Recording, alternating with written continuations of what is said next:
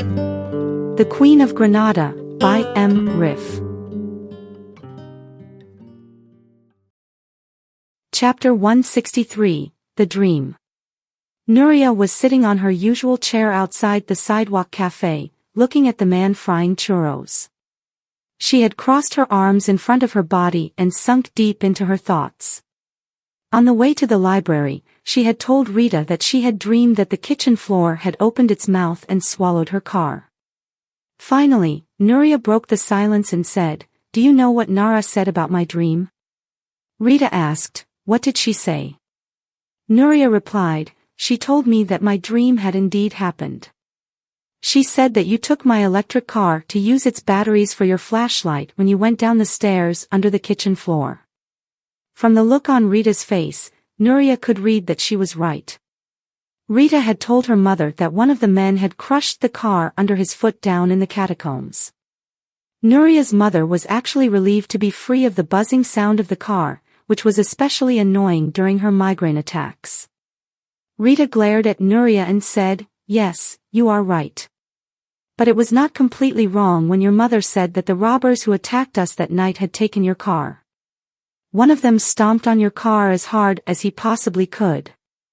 As a defiant reaction, Nuria said, In an emphatic tone, Rita continued, "Your car is completely wrecked, and it can't run anymore." Just then, the black cat, Espanto, jumped down from a nearby roof. It had observed them from a distance for a while. Espanto crossed the narrow street and approached them. Nuria raised her eyebrows and said somewhat displeased, "But then the car must still be down there. Am I right?" Espanto rubbed against Rita's leg, jumped onto her lap and began to purr as she scratched him under the chin.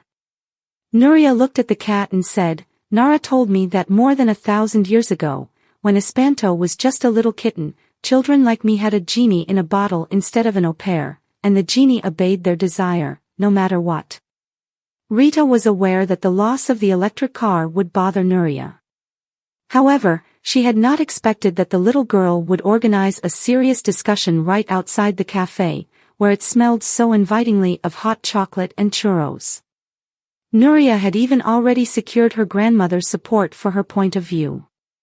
Rita could sense that Nuria was asking her to go down there and get the car. She replied, "I'm pretty sure even 1,000 years ago children had to ask their mother's permission first." Then she added, "Would it be all right if I save up some money and buy you a similar car?" It was clear that Nuria had considered all the possibilities. She replied in a confident tone, "No. I want my old car back. I want to ask my dad to fix it. He's really good at fixing cars." Rita said, "Then we'll start by asking your mother's permission. If she agrees, I'll go down and get your car." When the car case was settled, Nuria began in her usual way to ask Rita more in-depth questions. "When people speak Spanish in Spain and English in England, why do you speak English in Denmark?" Rita explained, "In Denmark, people actually speak Danish. But we also learn English at school."